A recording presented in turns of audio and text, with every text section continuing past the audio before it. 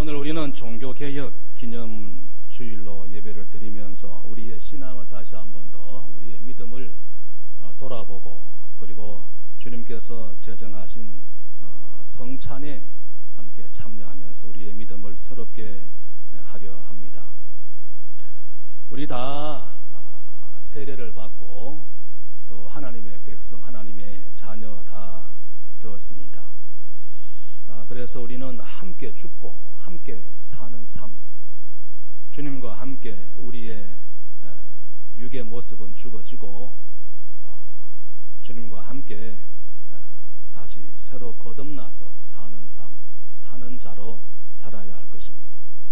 오늘 성경 본문은 이 세례라고 하는 것이 무엇인가, 신앙을 고백하고 예수를 주로 고백하고 세례받게 되었는데 이 세례가 무엇인가 하는 것을 간단하면서도 명료하게 설명을 하고 있습니다. 세례라고 하는 것은 하나님의 자녀가 되었다라고 하는 것은 곧 그리스도와 함께 죽는 것이다. 그리고 그리스도와 함께 사는 것이다. 이렇게 오늘 본문에 정의하고 있습니다. 우리가 세례 받을 때 다 내 모든 잘못된 것 다 죽어집니다. 그런 모습으로 세례를 받고 다시 새로 거듭나겠습니다. 이런 모습으로 우리가 하나님의 자녀가 되었습니다. 그러나 순간순간 우리의 육의 모습은 다시 살아날 때가 참 많았습니다. 오늘 다시 한 번 더 이 종교개혁주일 성찬에 참여하면서 그리스도와 함께 죽어지고 그리고 다시 새롭게 태어나는 이 귀한 시간 될 수 있기를 원합니다. 그래서 그리스도와 연합한다 하는 것이죠. 그리스도와 연합하는 것입니다. 하나님의 자녀가 되었다라고 하는 것은 그리스도와 예수 그리스도와 연합 하나 되는 것이다 하는 것입니다. 오늘 3절 말씀에 보면 그리스도 예수와 합하여 세례를 받은 우리는 그의 죽으심과 합하여 세례를 받은 줄을 알지 못하느냐 했습니다.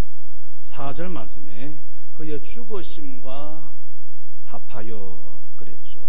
5절에서는 만일 우리가 그의 죽으심과 같은 모양으로 연합한 자가 되었으면 또한 그의 부활과 같은 모양으로 연합한 자도 되리라. 8절 말씀에 함께 죽고 함께 살고 그랬습니다. 이상의 성경 구절들을 보면 합하여 혹은 연합하여라든지 함께라는 이 단어들은 곧 예수 그리스도와 하나가 되는 것을 의미하는 것입니다. 예수 그리스도와 연합한다는 의미가 됩니다. 내가 예수와 연합하려면, 내가 예수와 하나가 되려고 하면 내가 속했던 곳을 떠나야 하는 것입니다. 지금까지 우리는 세상과 연합해서 살았습니다. 죄와 손잡고 살고 그랬지만 이제부터는 결별하고 예수와 연합하겠다, 주님과 하나가 되겠다 해서 세례를 받고 하나님의 자녀가 된 것이죠. 자금의 국제 정세를 살펴보면 각 나라의 자국의 이익과 안전을 위해서라고 하면 이념도, 어떤 국가 간의 의리도, 그리고 사상의 차원을 넘어서서 어떤 나라와도 손을 잡는 모습들을 우리는 볼 수 있습니다. 미국과 러시아가 그랬습니다. 미국과 중공이 그랬습니다. 여타 여러 나라들이 그렇습니다. 약한 나라들은 강대국과 손을 잡기 위해서 안간 힘을 쓰고 있습니다. 강한 나라와 손을 잡아야 보다 더 많은 도움을 얻을 수가 있기 때문이죠. 우리가 왜 세상과 결별하고 예수 그리스도와 연합해야 하는 것입니까? 예수님이, 예수 그리스도가 이 세상 어떤 분보다 그 무엇보다 강하신 분이시기 때문인 줄로 믿습니다. 예수 그리스도와 연합하면 변치 않고 나를 지켜주시고 보호를 해주시고 도와주시기 때문인 것이죠. 세상 사람들은 말할지 모르겠습니다. 예수 믿는 사람들은 참 미련하다, 별 볼 일 없는 사람들인 줄로 생각할는지 모르지만 그러나 예수 믿는 사람들이야말로 가장 현명하고 적극적인 사람들인 것입니다. 왜냐하면 가장 크시고 강하시고 위대하신 예수와 연합하기 위해서 세상과 결별을 선언했기 때문입니다. 이러한 결단을 사도 바울은 빌립보 3장 7절 8절에서 이렇게 고백하고 있습니다. 무엇이든지 내게 유익하던 것을 내가 그리스도를 위하여 다 해로 여길 뿐더러 또한 모든 것을 해로 여김은 내 주 그리스도 예수를 아는 지식이 가장 고상하기 때문이라 그랬습니다. 내가 그를 위하여 모든 것을 잃어버리고 배설물로 여김은 예수 그리스도를 얻기 위함이라 고백했습니다. 이 고백이 이 아침 종교개혁주일 성찬에 참여하시면서 저와 여러분의 고백이 될 수 있기를 축원합니다. 인간은 어려서부터 부모의 손을 잡으려고 합니다. 소년, 소녀가 되면서 친구의 손을 잡습니다. 청년이 되면 이성의 손을 잡습니다. 그리고 결혼해서 가정을 꾸밉니다. 장년이 되면 물질과 명예와 세상 권력을 잡으려고 노력합니다. 그러다가 나이가 많아 이제 늙어지면 다른 것도 잡겠지만 나무 지팡이를 잡을 수밖에 없을 것입니다. 바울은 이 모든 것들을 배설물로 여기고 오직 예수 그리스도만을 붙잡았습니다. 예수가 가장 고상하고 존귀하고 소중하고 변치 않으시는 분이시기 때문이었습니다. 다시 바울은 빌립보 3장 13절에서 뒤에 있는 것은 잊어버리고 앞에 있는 것을 잡으려고 표대를 향하여 달려간다 그랬습니다. 바울이 모든 것을 다 포기한 것은 그가 판단력이 모자라는 미숙한 사람이었기 때문은 아닙니다. 그는 헬라 철학과 유대 율법을 공부한 사람입니다. 로마의 시민권을 가진 사람이었습니다. 그러나 그러한 것들이 예수 그리스도와 연합하는데 주님과 하나 되는 데 있어서 그다지 중요한 것들이 아니었기 때문입니다. 오늘 저와 여러분 우리가 가지고 있는 것들, 물질이면, 명예면, 아니면 세상 권력이면, 그리고 우리가 하는 모든 사업이나 직장, 이 세상 모든 것들은 다 절대적인 것이 못 됩니다. 다 상대적인 것들입니다. 모두 다 예수 그리스도 다음으로 중요한 것인 줄로 믿습니다. 그러므로 우리는 예수 그리스도와 연합하고 그리스도와 하나 되는 일에 힘써야 될 줄로 믿습니다. 오늘 우리의 신앙을 다시 한번 돌아보십시다. 그리고 성찬에 참여하면서 예수 그리스도와 연합하고 하나 되는 일에 힘쓰는 우리 모두 다 될 수 있기를 소원합니다. 하나 된다라고 하는 것은, 연합한다고 하는 것은, 세례받아 하나님의 자녀가 되었다라고 하는 것은 주님과 함께 죽고 함께 산다는 의미가 있습니다. 8절 9절은 말씀하고 있습니다. 만일 우리가 그리스도와 함께 죽었으면 또한 그와 함께 살 줄을 믿노니 이는 그리스도께서 죽은 자 가운데서 살아나셨음에 다시 죽지 아니하고 사망이 다시 그를 주장하지 못할 줄을 알미니라 말씀하셨습니다. 장사를 하는 사람이 100만 원을 투자하면 1000만 원을 벌 수 있다. 확신이 있으면, 그런 보장만 있다면 투자를 주저주저 할 사람은 없을 것입니다.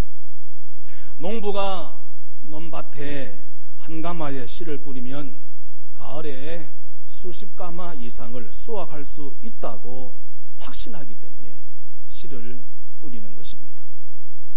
그렇습니다. 예수와 함께 죽으면 주님과 함께 다시 산다는 확신이 있기 때문에 우리는 죽어야 하는 것입니다. 그리스도와 함께 죽는다고 하는 것은 완전한 포기를 의미합니다. 죽으면 모든 것이 끝이 납니다. 중단됩니다. 회사도 못 나갑니다. 사업도 못하고 학교도 못 가고 자식도 못 키우고 다 중지됩니다. 내가 그리스도와 함께 죽는다라고 하는 것은 내 힘으로, 내 지식으로, 내 경험으로 해오던 일들을 포기하는 것을 말합니다. 다시 산다고 하는 것은 새로운 나로 태어나는 것을 의미하는 것입니다. 우리는 생의 중심이 나였습니다. 그러나 새로 태어나면 삶의 중심이, 생의 중심이 예수가 되는 것입니다. 예수가 내 삶의 주인이 되시고 중심이 된다는 사실, 우리는 기억해야 할 것입니다. 내가 내 인생을 편히 사는 방법은 내 인생을 주님께 맡겨버리는 것입니다. 내가 움켜쥐고 있으면 그것들은 내 문제가 될 것이며 내 걱정이 될 것이며 내 고민이 될 수밖에 없습니다. 내가 예수께 맡겨버리면 그 시간부터 예수의 문제가 되는 것입니다. 내가 내 인생의 주인 노릇을 하려 할 때가 많이 있습니다. 오늘 우리는 다시 한번 돌아봅니다. 내 인생의 주인이 과연 누구인가? 내 인생의 주인은 바로 예수 그리스도 있음을 왜 나는 주와 함께 죽고 주와 함께 다시 사는 삶이 되었기 때문인 것입니다. 함께 죽기만 하는 것으로 끝나버린다면 기독교는 희망이 없습니다. 절망의 종교일 것입니다. 그러나 함께 산다고 하는 그 약속 때문에 희망을 갖고 우리에게는 소망이 있는 것입니다. 그래서 세례를 받고 하나님의 자녀가 되고 오늘 성찬에 참여하게 되는 이 놀라운 이 예식은 내가 죽는 예식이고 나를 포기하는 예식이 되어야 할 것입니다. 그리고 내가 살아나는 예식이고 예수를 나의 주인으로 모셔드리는 그러한 오늘 종교개혁주일에 성찬에 참여하는 저와 여러분 될 수 있기를 바랍니다. 하나를 포기하고 열을 얻을 수 있다고 하면 누가 하나를 포기하지 않겠습니까? 한 걸음 물러서고 10걸음을 전진할 수 있다면 누가 물러서지 않겠습니까? 요한복음 11장 25절 26절 성경은 우리에게 말씀하고 있습니다. 예수께서 이르시되 나는 부활이요 생명이니 나를 믿는 자는 죽어도 살겠고 무릇 살아서 나를 믿는 자는 영원히 죽지 아니하리니 이것을 내가 믿느냐? 주님께서 말씀하셨습니다. 우리 다 세례받고 하나님의 자녀가 그리고 예수 그리스도를 주로 고백하는 자 되었습니다. 예수와 함께 죽어지고 주님과 함께 새롭게 산다라고 하는 그런 모습으로 오늘 성찬에 우리 모두 다 참여하십시다. 그러면 우리의 삶이 이제 어떠해야 할 것입니까? 12절 13절은 설명하고 있습니다. 죄가 왕노릇하지 못하게 해야 한다는 것이죠. 왕은 지배자, 생사를 마음대로 결정합니다. 만일 죄가 나의 왕이 되면 죄의 명령에 복종하고 지배를 받아야 할 것입니다. 이제 우리는 하나님의 자녀로서 하나님의 백성으로서 이 아침 다시 한 번 더 우리는 성찬에 참여하면서 고백할 수 있기를 바랍니다. 나의 왕은 주님이십니다. 나의 왕은 하나님이십니다. 나의 주인은 바로 당신이십니다. 우리가 예배 처음 찬송으로 고백했던 것처럼 나의 주인은 나의 왕은 주님이십니다 고백하는 우리 모두 다 될 수 있기를 소원합니다. 이제 우리의 삶은 하나님께 드려져야 될 것입니다. 13절 말씀 죄에게 드리지 말고 하나님께 드리며 그랬습니다. 여기 드린다라고 하는 단어의 의거는 곁에 선다 이런 뜻입니다. 그러니까 하나님 곁에 서라는 것입니다. 하나님 곁에 서면 하나님의 형상을 담게 될 것입니다. 하나님의 곁에 서는 그것이 바로 헌신이 되는 것입니다. 하나님 곁에 서서 하나님께 나의 모든 것을 드리는 것이 헌신이라 할 수 있습니다.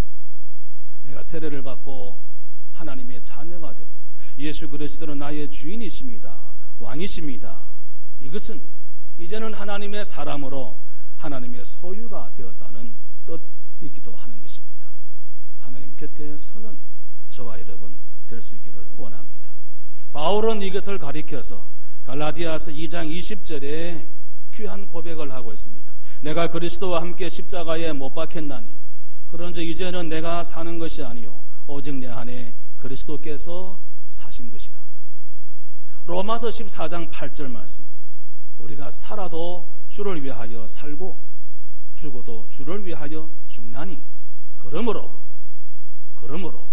사나 죽으나 우리는 주의 것이라 고백하고 있습니다.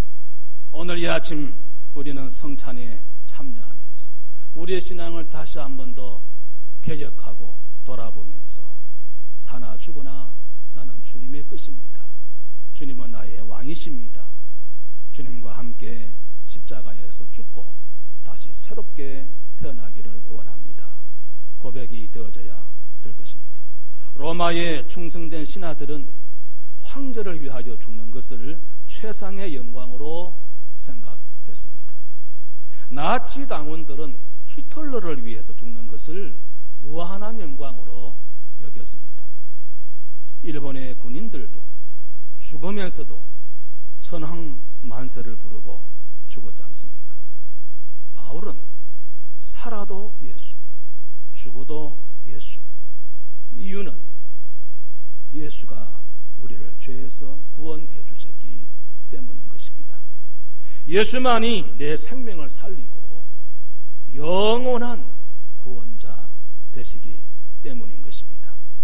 그래서 함께 죽고 함께 산다는 것은 예수 그리스도를 주로 고백하는 그리스도인들만 갖는 놀라운 신비로운 진리인 것입니다. 사랑하는 교우 여러분, 여러분을 성찬에 초대합니다. 우리 모두 함께 죽는 자만이 함께 살 수 있을 것입니다. 오늘 다 죽어져야 할 것입니다. 예수와 함께 죽고 예수와 함께 살아 영혼을 살아가는 저와 여러분 될 수 있기를 기원합니다. 함께 죽고 함께 사는 자 될 수 있기를 주님의 이름으로 축원합니다. 이제 우리 찬송가 228장을 부르시면서 주님의 성찬에 참여하시겠습니다.